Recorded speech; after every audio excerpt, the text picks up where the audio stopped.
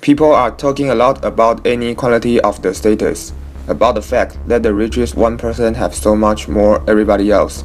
But most of the focus seems to be on the United States, and it strikes me that the same story needs to talk about global inequality too. So I did some research, and this is what I found from reliable sources like the UN. It turns out that while the US is totally out of black, things are actually way worse for the planet as a whole. Let's start with this crap.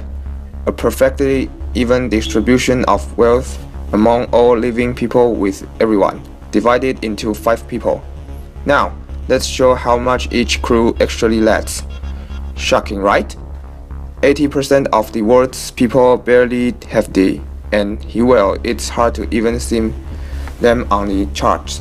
Meanwhile, the richest 2%, they have more wealth for the rest of the world. Let's look at the start of another way. Let's take the whole world population of 7 billion of us and reduce it to the justice representative 100 individuals. Here they are. Poorest people on the left, richest people on the right. Now, let's show how the world's totally 12, roughly $223 trillion existed state.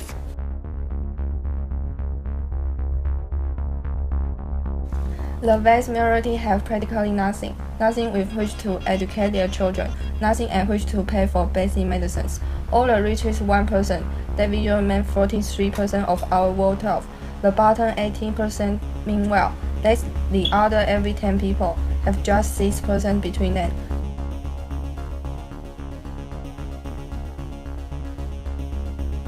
But even if this doesn't really show how extreme things have become, the richest 300 people on Earth have the same wealth as the poorest 3 billion, so the number of people it takes to fill a mid-sized commercial aircraft have more wealth than the population of India, China, the US, and Brazil combined. We can also see this difference geographically with a huge and growing gap between a few rich places versus the majority of the world. For most of history, things were much more equal. 200 years ago, rich countries were only 3 times richer than poor countries by the end of colonialism. In the 1960s, they were 35 times richer. Today, they are about 18 times richer.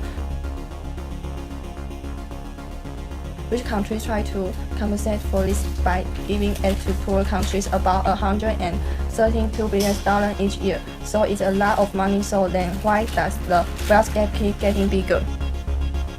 One reason I found is that large corporations are taking more than $900 billion out of the poor countries each year through a form of tax avoidance called trade mispricing.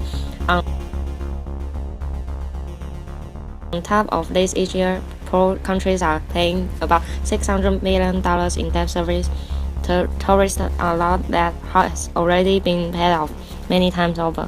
And then there's the money that poor countries lose from trade rules imposed by rich countries to get access to more resources and cheaper labor.